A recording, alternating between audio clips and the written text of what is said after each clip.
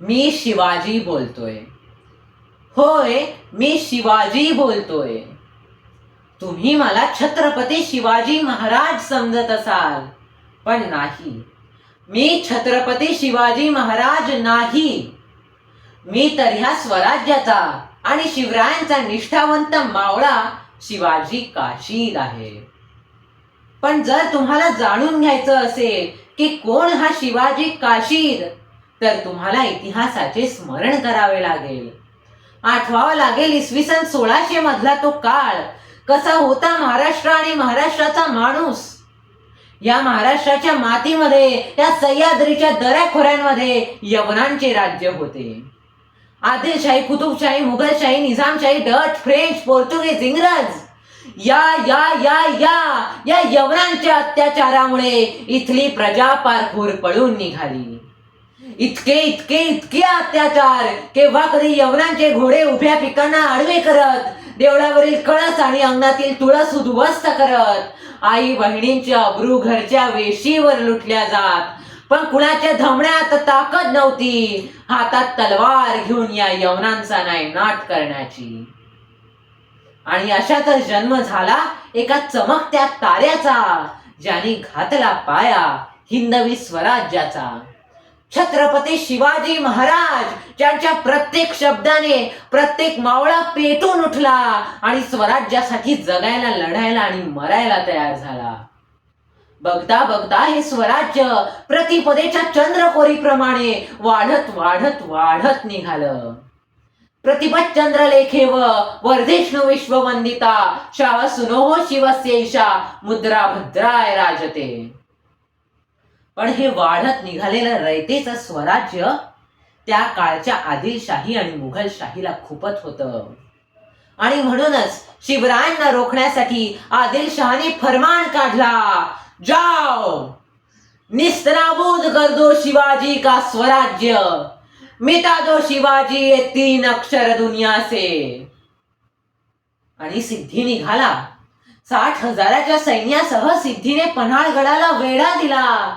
वेढा उठवण्याचे अनेक प्रयत्न झाले, पण सगळे प्रयत्न अयशस्वी ठरले.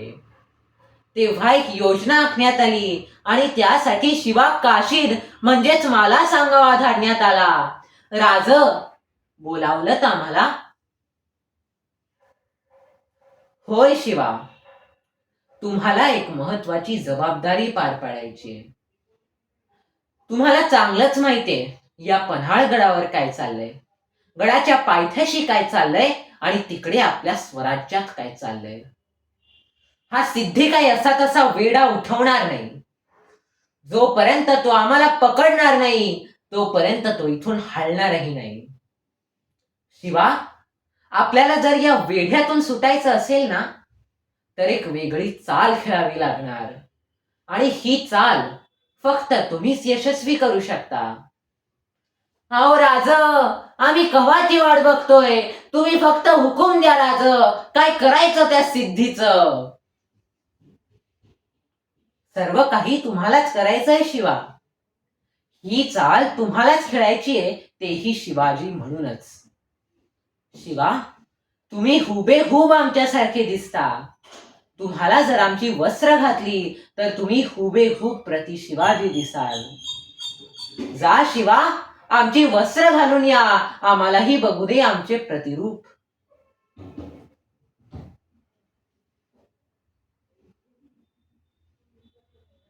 वा शिवा, हुबेहूब शिवाजी, जणू आरशासमोर आमचेच प्रतिबिंब पाहतोय. वाह, म्हणजे राज, तो सिद्धी मला ओळखायचा नाही. शिवा, तुम्हाला कसं कळलं की आम्ही तुम्हाला प्रति शिवाजी म्हणून त्या सिद्धीला भेटायला पाठवणार. अहो राज, इतके दिवस तुमच्या सोबत राहतोय ते काय उगाच. तुमच्या काळजाच्या ठोक्याला बी काय म्हणायचंय तेही ठाऊक आहे आम्हाला.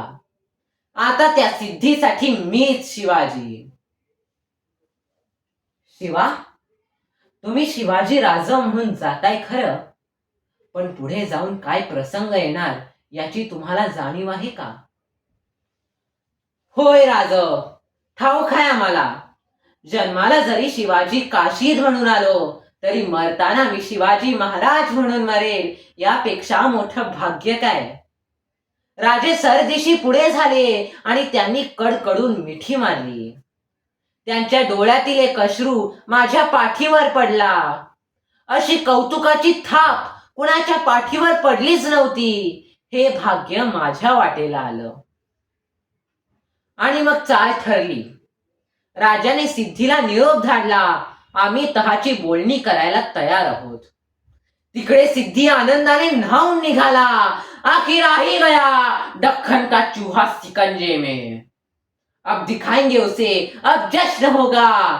सिद्धी बेफिकीर, सैन्य बेसावध आणि याचाच फायदा उठवत 2 पालख्या निघाल्या. महाराजांची पालखी आडमार्गाने विशालगडाकडे रवाना झाली, तर माझी पालखी सिद्धीच्या शामियान्यात. सिद्धी माझ्याशी शिवाजी म्हणूनच बोलू लागला, पण तेव्हाच 2 संशयित डोळे पुटपुटले. ये शिवाजी नहीं हो सकता. सिद्धी खवळला. त्याने लखलखती तलवार माझ्या छातडावर रोखली. बता काफर, कौन है तू और कहा है शिवाजी. अरे सिद्धी, मरणाची भीती कुणाला दाखवतो. अरे मरण खांद्यावर घेऊन फिरतात मराठे. तू एकदा काय 1,00,000 वेळा जरी विचारलं तरी 1,00,000 वेळा मी तुला एकच सांगेल की मीच शिवाजी. अरे माझ्यासारखे 1,00,000 शिवा काशीत मेले तरी चालतील, पण लाखांच्या पोशिंद्याला मी मरू देत नाही. सिद्धी भ्यान भ्यान वैतागला. त्याने लखलखती तलवार सक्कन माझ्या मानेवरून फिरवली आणि क्षणात माझे मस्तक शरीरापासून वेगळे झाले.